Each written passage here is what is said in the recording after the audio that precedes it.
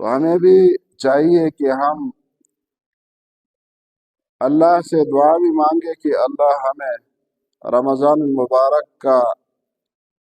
یہ مقدس مہینہ نصیب فرمائے، اور اس کے جتنے بھی سارے برکات ہیں جو لیل و نہار میں یعنی دن و رات میں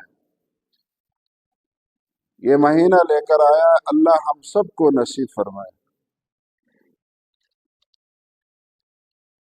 میرے دوستو، یہ برکتوں والا مہینہ ہے۔ اللہ تبارک و تعالیٰ اس مہینے میں مومنوں کا رزق بڑھا دیتا ہے۔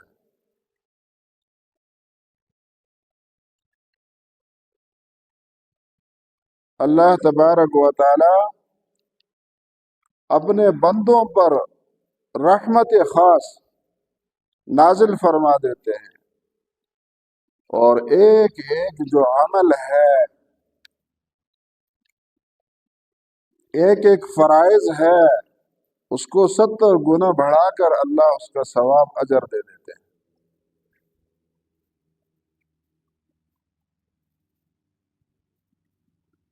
ایک ایک نیکی کا ثواب فرض کے برابر ملتا ہے اس مہینے میں۔ تو ہمیں کثرت سے اللہ کو یاد کرنا چاہیے، کلمے کی ورد ہر وقت زبان پر ہو، لا الہ الا اللہ، استغفر اللہ۔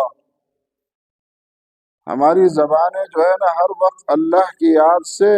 اس کے ذکر سے تر ہونا چاہیے، اور قرآن کریم کی تلاوت اور تراویحوں میں قرآن کا سننا سنانا۔ میرے بھائیو، اس مہینے کی نسبت اللہ تبارک و تعالی نے قرآن کے ساتھ اس مہینے کا بہت قریبی تعلق ہے۔ شروع میں جو قرآن کریم کی میں نے چند آیتیں تلاوت فرمائی، اس میں اللہ تبارک و تعالی ارشاد فرماتے ہیں، یہ وہ مقدس مہینہ ہے، شہر رمضان الذی انزل فیہ القرآن، یہ وہ مبارک مہینہ ہے جس مہینے میں نزول قرآن کا سلسلہ ہوا ہے۔ قرآن کریم کا نزول جو ہے رمضان المبارک کے مقدس مہینے میں ہوا ہے۔ تو ہمیں اہتمام کے ساتھ پہلے تو بڑی خوشی سے اللہ سے دعا مانگ کر اس کو ایسے قبول کر لے کہ یہ ایسا مہینہ ہے جس کی ایک ایک نیکی جو ہے 70 گنا ہمیں مل رہی ہے۔ یہ بہار ہے، یہ ایسی تجارت ہے، ایسی بہار، ایسی جو ہے جس میں اللہ تبارک و تعالی جو ہے رحمتیں، مغفرتیں اور عتق من النار، جہنم سے آزادی۔ جو 3 عشرے 10 دن جو آ رہے ہیں، پہلے جو ہے عشرے میں رحمت کا نزول، اللہ کی طرف سے بے شمار بندوں پر رحمتیں اللہ تبارک و تعالی نازل فرماتے ہیں۔ دوسرے عشرے میں اللہ کی طرف سے بندوں کی مغفرت ہوتی ہے، اور تیسرا عشرہ جو ہے وہ عتق من النار، جہنم سے آزادی کا عشرہ ہے۔ میرے دوستو، یہ کیسا جو ہے یہ فضائل اور برکات ہمیں کیسے ملیں گے؟ سب سے پہلے تو دیکھو، کوئی آدمی، کوئی بھائی، کوئی دوست، کوئی رشتہ دار کہیں سے سفر سے آتا ہے تو اس کے جو ہے متعلقین اس کا استقبال کرتے ہیں، یعنی خوشی کا اظہار کرتے ہیں کہ یہ ہمارا جو ہے فلان دوست، فلان رشتہ دار، ہمارا بھائی جو ہے نا سفر سے واپس آ گیا بعافیت۔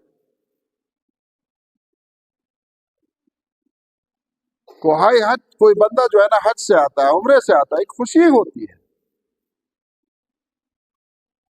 تو یہ بھی ایسا ہی ہمیں خوش ہونا چاہیے، اپنے لیے بوجھ نہ سمجھ لے یہ روزے کا مہینہ ہے، یہ تو بڑی برکتوں والا مہینہ ہے۔ جس طرح اللہ کے رسول صلی اللہ علیہ وسلم نے ایک نماز کو دوسرے نماز کے درمیان میں کفارہ بتلایا ہے، جس طرح ایک جمعے کو دوسرے جمعے کے درمیان میں کفارہ بتلایا ہے، اسی طرح یہ جو ایک رمضان کا مہینہ دوسرے رمضان کے درمیان کا جو 11 مہینوں کا کفارہ بتلایا ہے، یہ تو ہمارے لیے اللہ تبارک و تعالیٰ نے،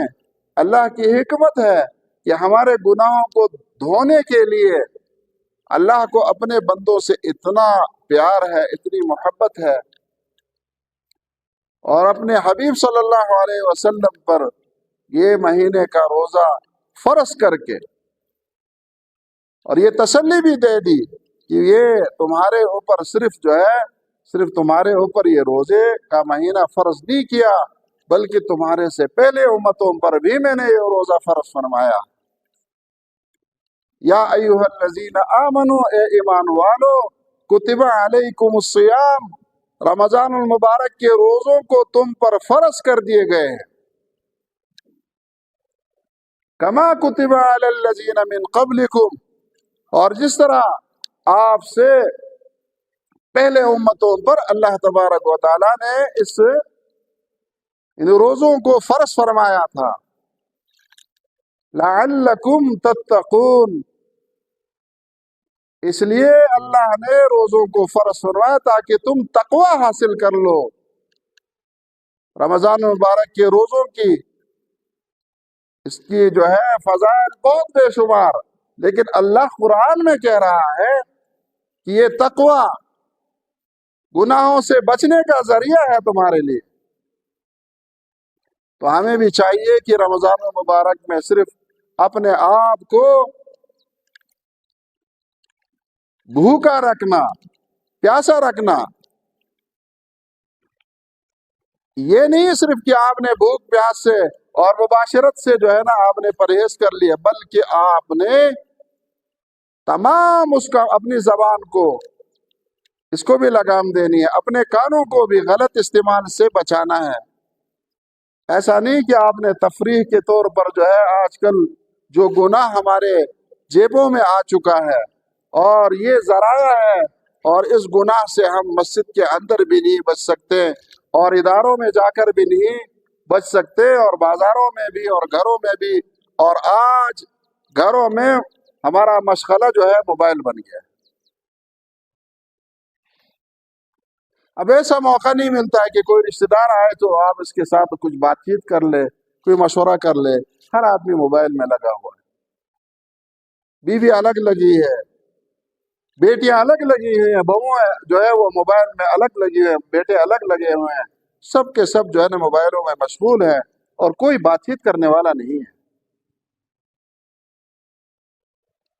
تو رمضان میں خصوصی طور پر میرے جو دوست، میرے بچے ہیں، یہ نوجوان ہے، اللہ کی قسم اصل مزہ جو ہے جوانی کی عبادت ہے، اصل مزہ جو ہے وہ جوانی میں توبہ ہے، اصل مزہ عبادات کے مزے جو ہے نا جوانی میں ہے، طاقت میں ہے۔ کل ہماری طرح جو ہے نا ہر عضو کام کرنا